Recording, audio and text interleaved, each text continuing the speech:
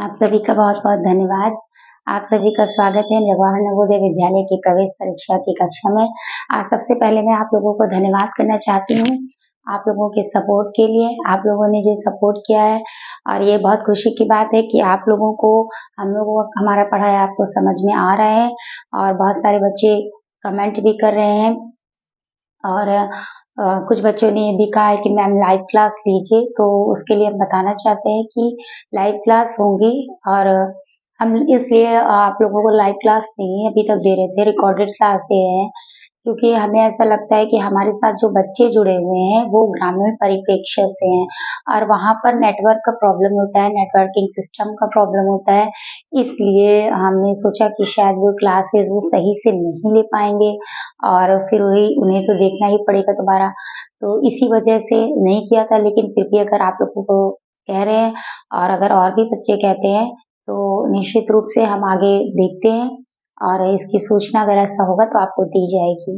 Okay, तो हम लोग पढ़ रहे थे विभाज्यता के नियम। विभाज्यता के नियम में हम लोगों ने देख लिया था 2, 3, 4, 5, 6, 7, 8, 9, 10, 11 तक हम लोगों ने विभाज्यता का नियम देख लिया था। हमने आपसे कहा था कि हम आपको बताएंगे इकाई का अंक और इकाई के अंक कैसे ज्ञात करना है। वैसे हम आपको ये बता दें इन शॉर्ट कि आपके अभी तक जो किताब में दिया गया है, कोई भी आप किताब उठा के देखेंगे तो उसमें जो दिया गया है इकाई के अंक के लिए, तो सिर्फ इतना ही दिया गया है जो कि आप लोग बहुत अच्छे से जानते हैं और स्थानीय मान में पढ़ चुके हैं। ये आपको पता है कि कोई भी संख्या बिना इकाई के अंक के नहीं बनती है, ठीक है। एक संख्या उसमें होगी वो इकाई का ही अंक होता है। उसके बाद अगर हम 2 से लेके 8, 9 अंकों तक की संख्या को बना रहे हैं तो निश्चित रूप से उसमें इकाई का अंक जरूर होगा, ठीक है। और अगर हम देखते हैं अगर इस तरह से, तो जो हमने आपको बताया था स्थानीय मान पहले इकाई होता है, फिर दहाई होता है, उसके बाद सैकड़ा, हजार, इसी तरह से आगे चलता चला जाता है, ठीक है। और इसी तरीके से आगे चलता रहता है। तो इस तरह से अगर हम देखेंगे तो दाईं तरफ वाला जो सबसे दाईं तरफ की लास्टली संख्या होगी, अंतिम संख्या होगी, वही क्या होती है, इकाई का अंक होती है, ठीक है। यानी दाईं तरफ स्थित जो संख्या है अंतिम, वही क्या होती है, इकाई का अंक होती है, ठीक है। लेकिन अगर देखा जाए तो कुछ आजकल मॉडिफाइड हो रहा है और पेपर भी टफ भी हो रहे हैं, कंपटीशन, तो हो सकता है कि इस ईयर जो आपका एग्जाम हो इसका, तो इस तरह से दे दिया जाए, बहुत बड़ा सवाल ना हो लेकिन छोटे से सवाल के रूप में दिया जाए कि आपको इकाई का अंक ज्ञात करना हो, इकाई का अंक बताना हो। तो इसलिए हम आपको थोड़ा सा बता देंगे, ठीक है। सवाल किस तरह से आता है, सवाल देख लीजिए, छोटा सा टॉपिक है। जैसे आपको दिया गया 704 गुणे 209 गुणे 39, ठीक है। इस तरह से आपको एक सवाल दिया गया और आपसे कहा गया कि इसमें जो प्राप्त उत्तर होगा या इसके गुणनफल में इकाई का अंक क्या होगा, ठीक है, ये पूछा जा सकता है। तो इसमें हमें करना क्या है, देखिए इतना बड़ा गुणा करेंगे तो बहुत टाइम लग जाएगा, ठीक। तो इसमें जो हमें करना होता है इकाई का अंक निकालने के लिए, हम सभी अंकों का क्या ले लेंगे, एक एक पहला इकाई का अंक ले लेते हैं। हमने सभी का एक एक इकाई का अंक ले लिया। इसमें क्या है 4, इसमें क्या है 9 और इसमें क्या है 9, सभी का हमने इकाई का अंक ले लिया है। अब हम इससे क्या करेंगे, गुणा कर लेंगे, ठीक। तो 9 9 81 गुणे 4, ठीक। अब हम इसे गुणा कर सकते हैं, 4 एकम 4, 4 अठे 32। इसमें जो हमें इकाई का अंक प्राप्त हुआ यही हमारा इकाई का अंक होगा पूरा गुणा करने पर इस संख्या का।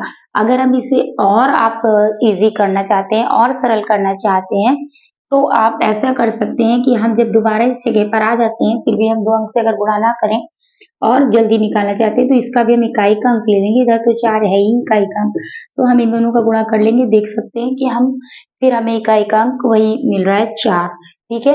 तो इस तरह से हम इकाई का अंक ज्ञात कर सकते हैं। और अगर हम उदाहरण ले लेते हैं, ये तो इतना 3 अंकों तक तो आराम से आ ही सकता है। अगर हम इसकी बड़ी संख्या आपको लेके देख लें, 805 गुणे 719 गुणे 34 गुणे 42, ठीक है। इतनी बड़ी संख्या का, यानी कि 805 में 719 और उसके बाद 34 गुणे 42, करना है तो अब आप सोचिए इतने बड़े सवाल में कितना देर लग जाएगी।